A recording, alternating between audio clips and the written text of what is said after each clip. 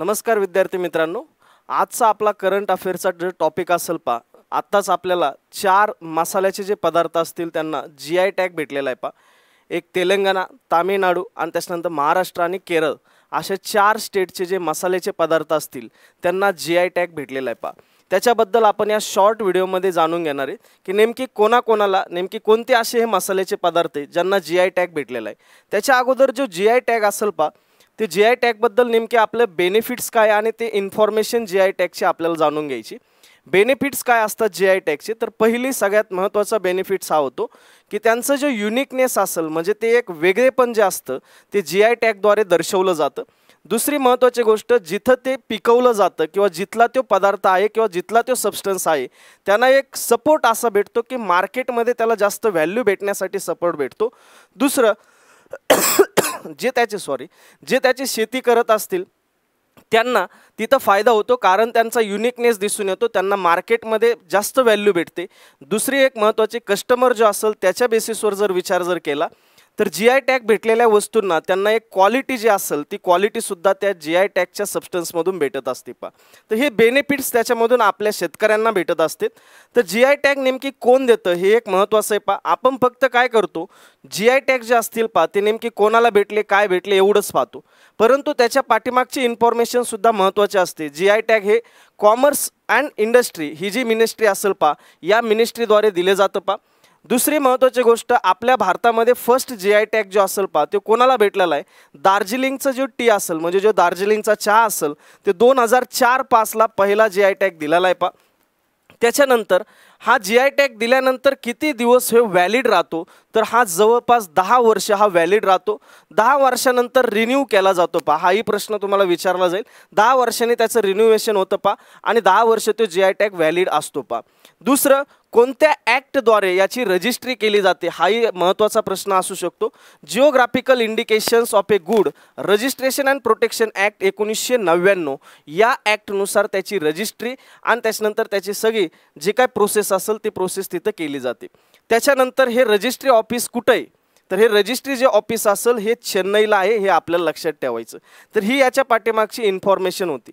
आता आपल्याला पाहिजे की जे की नेमके 4 जे GI टॅग ॲड झालेले आहेत आपल्या इंडियामध्ये तर ते कोणकोणते, तर ते पहिला GI टॅग जो असेल तो म्हणजे जे वारंगल चपाता चिली जी एक मिरची तेलंगणामध्ये वारंगल हा एक डिस्ट्रिक्ट आहे तर याचं जे निकनेम आहे ते निकनेम म्हणजे याचं जे शेप असेल याच्यावरून त्याचं नाव दिलेलं आहे टोमॅटो चिली, म्हणजे जे टोमॅटोचा शेप असतो त्याच्यावरून याला नाव दिलेलं आहे टोमॅटो चिली कारण त्याचा शेप टोमॅटो सारखा आहे। दुसरी महत्त्वाची गोष्ट, हे जवळपास 80-90 वर्षापासून इथं पिकवली जाते, त्याच्यानंतर 80-90 वर्षानंतर याला GI टॅग भेटलेला आहे कारण त्याचं वेगळेपण आहे।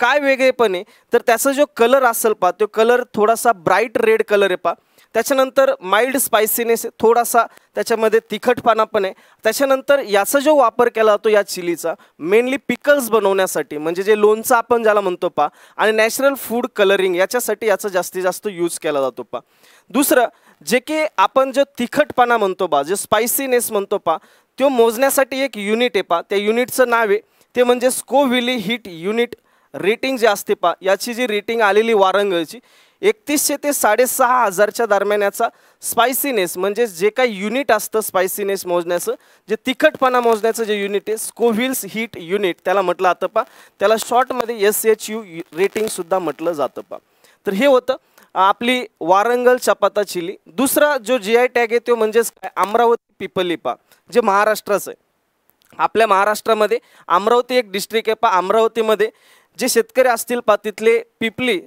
पिंपळी असं हे मराठीतून बोललं जातं, इंग्लिशमधून पिंपली असं त्याला म्हटलं जातं जे पिंपळी असेल एक स्पायसेस जे असेल याच्यासाठी GI टॅग दिलेला आहे। याचं एक महत्त्व म्हणजे काय, जे आयुर्वेदामध्ये जास्तीत जास्त रेस्पायरेटरी म्हणजे जर समजा तुमचं श्वसन जे याच्याबद्दल जर समजा तुमच्या तक्रार असतील किंवा याच्यामध्ये जर प्रॉब्लेम्स येत असेल श्वसन करण्यासाठी, त्याच्यानंतर डायजेस्टिव्ह पचन संस्था जे असेल त्याच्याविषयी काही प्रॉब्लेम्स असेल तर त्याच्यावरती एक उपाय म्हणून या पिंपळीकडे पाहिलं जातं तर त्याचं एक मेडिसिनल व्हॅल्यू आहे त्याच्यामुळे त्याला GI टॅग दिलेला आहे। हे GI टॅग दिल्यामुळं जे काही अमरावतीमधले जे फार्मर्स असतील जे हे पिंपळी लावत असतील त्यांना एक आयडेंटिटी भेटलेली आणि दुसरी महत्त्वाची गोष्ट, याचा जो शेप असेल तुम्ही जर शेप जर पाहिला हा जो शेप असेल तो लॉंग पेपरसारखा आहे पा, जी जशी मोठी मिरची असते पा, तुम्ही बाजारात गेल्यानंतर पाहता पा, त्याच्यासारखा सेप आपल्याला इथं दिसतो. तर हे लक्षात ठेवायचं, अमरावती पिपली पा. त्याच्या पुढे गेल्यानंतर विरुद्धनगर सांबा वाटल ही एक मिरचीचा टाईप आहे, तो म्हणजे तामिळनाडूमधला पा. तर ही सन ड्राईड व्हरायटी पा, म्हणजेच जे की आपलं जे काही वाळू आपण घालतो पा, मिरच्या जसं वाळू आपण घालतो उन्हामध्ये, तशातला हा टाईप आहे पा, सन ड्राईड व्हरायटी ही. तर ही जी व्हरायटी असेल याचं एक स्पेशल असं महत्त्व जे असेल ते कशासाठी, तर याचा जो कलर असेल डीप रेड कलर आहे पा, आणि त्याच्यानंतर याची जी पंजन्सी टेस्ट असेल, पंजंट टेस्ट म्हणजे तिखटपणा जो असेल, याच्यासाठी हे वेगळेपण याच्यातून दिसतं पा. त्याच्यानंतर याच्यामध्ये जे काही कॅप्सिसिन, लक्षात ठेवा हा प्रश्न AFOला पण येऊन गेलेला आहे, कॅप्सिसिन आणि कॅप्सेथिन. कॅप्सेसिन हा जो घटक असतो, हा घटक कशासाठी असतो तर तिखटपणासाठी असतो. आणि जे कॅप्सेथिन असतं पा, हे कॅप्सेथिन कशासाठी असतो तर कलरसाठी हा घटक असतो, ज्याच्यामुळे कलर आपल्याला मिरचीमध्ये दिसतो.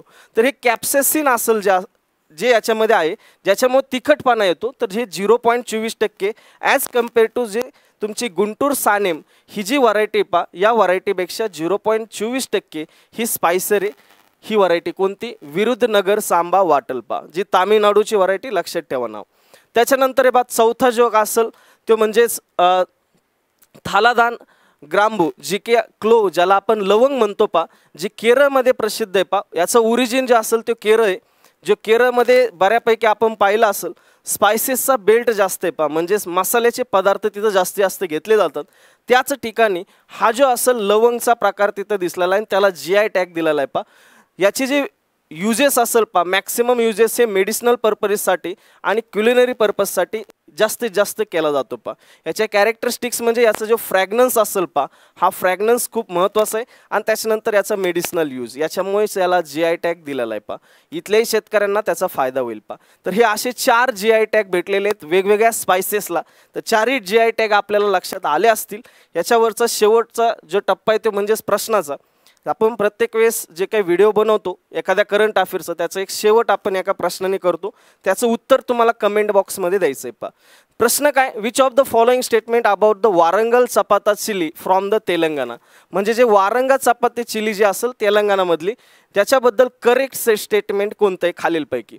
पहिलं आहे की it is a sun dried with variety with capsaicin content 0.24%. त्याच्यानंतर it has a Scoville heat units rating 500 ते 1500. It has a milder taste compare to the other Indian chilli varieties. आणि शेवटचा tomato chilli due to the tomato like shape. तर याच्यापैकी तुमचा correct answer कोणतं आहे हे कमेंट बॉक्समध्ये द्यायचं आहे पा. आणि दुसरी महत्त्वाची गोष्ट, असेच करंट अफेअर्सचे असतील इन्फॉर्मेटिव्ह व्हिडिओ तुम्हाला जर पाहिजे असेल तर या चॅनलला सबस्क्राईब करा, लाईक करा. पुन्हा आपण अशाच करंट अफेअर्सच्या व्हिडिओमध्ये भेटूया. तोपर्यंत आपण थांबूया. धन्यवाद. थँक्यू.